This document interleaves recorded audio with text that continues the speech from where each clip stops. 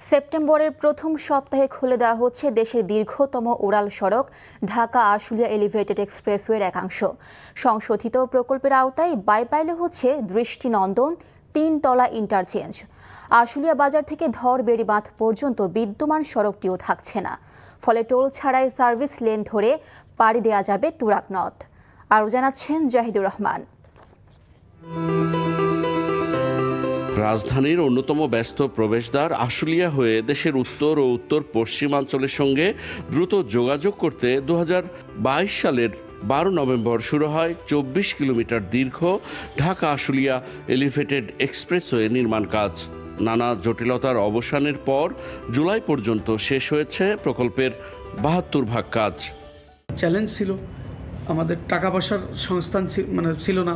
এই বছরটাই আমাদের যে দুর্ভোগ হলো জনগণের, একটু আমরা চেষ্টা করেছি কিন্তু নির্মূল করতে পারিনি। আমরা এই জন্য দুঃখ প্রকাশ করছি। আগামী 1 মাসের মধ্যে একটা দৃশ্যমান অগ্রগতি হবে।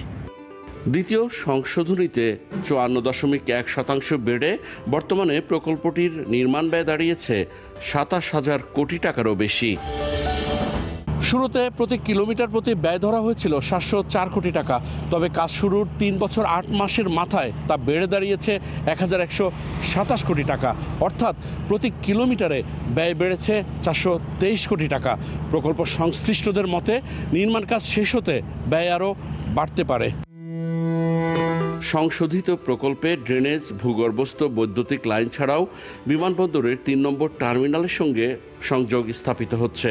তুরাগ নদের পানি প্রবাহ নির্বিঘ্ন করতে খুলে দেওয়া হচ্ছে 2.72 কিলোমিটার সেতু। দৌড় থেকে আশুলিয়া এটা আগামী সপ্তাহেই বলতে পারেন সেপ্টেম্বরের শুরুতেই আমরা এটা খুলে দেব যানবাহন। মাঝখানের যে 4 লেন এলিভেটেড এক্সপ্রেসওয়ে করব, ওখানে পাইলিংয়ের কাজ শুরু করব। এই সার্ভিস লেন 2টা এখনও টোল ফ্রি, ভবিষ্যতে টোল ফ্রি থাকবে। চলতি বছরের জুনের মধ্যে শেষ হবার কথা থাকলেও 4 বছর বাড়িয়ে প্রকল্পের মেয়াদ নির্ধারণ করা হয়েছে 2030 সালের জুন পর্যন্ত।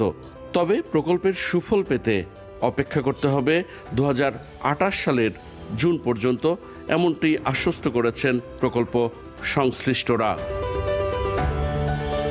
Zahidur Rahman, NTV news, Dhaka.